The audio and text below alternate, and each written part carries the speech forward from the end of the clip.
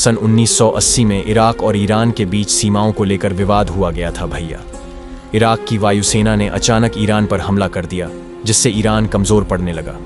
Iran के प्रधानमंत्री रूहुल्लाह खुमैनी ने देशवासियों से कहा, यह सिर्फ युद्ध नहीं है, यह हमारी शिया जाति की परीक्षा है। अगर हम हार गए तो दुनिया से शिया समुदाय का नामो निशान मिट जाएगा।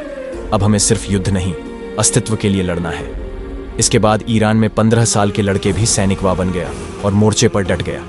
उधर इराक के पास पैसों की तंगी होने लगी। सऊदी अरब से मदद मांगा, ये भैया हमको पैसा चाहिए। सऊदी अरब ने कहा, ठीक है ले लो, 40 अरब डॉलर, और कुवैतवा ने 14 अरब डॉलर देकर मदद की।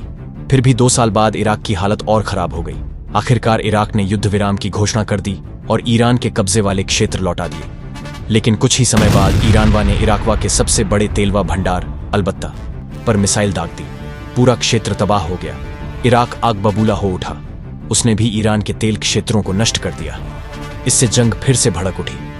इस युद्ध से पूरी दुनिया में तेल की कीमतें आसमान छूने लगी। तब अमेरिका ने हस्तक्षेप किया।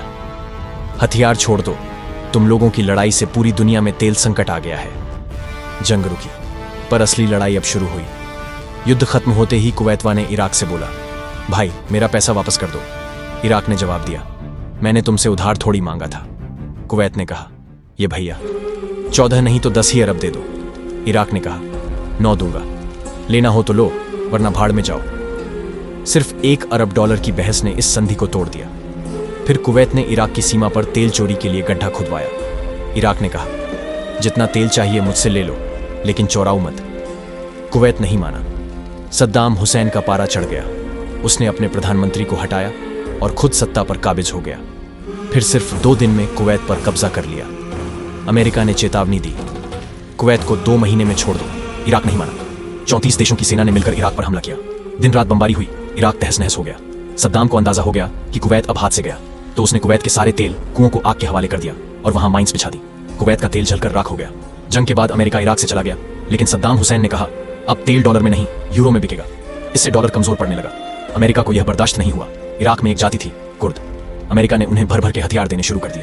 करीब 12 साल बाद कुर्द और शिया मिलकर सद्दाम के खिलाफ बगावत करने लगे। सद्दाम एक गुफा में छिपा मिला। अमेरिका ने उसे पकड़कर कुर्दों को सौंप दिया। कुर्दों ने उसे फांसी पर लटका दिया।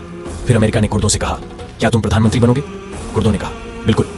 अमेरिका ने शर्त रखी, तेल का आधा हिस्सा हमें चाहिए। कुर्दों ने हाँ कर दी। अब अमेरिका को आधा तेल मिलने लगा। पर इराक में अब कुर्द, सुन्नी और शिया सब आपस में लड़ने लगे। अमेरिका ने फिर से हथियार भेजने शुरू कर दिए।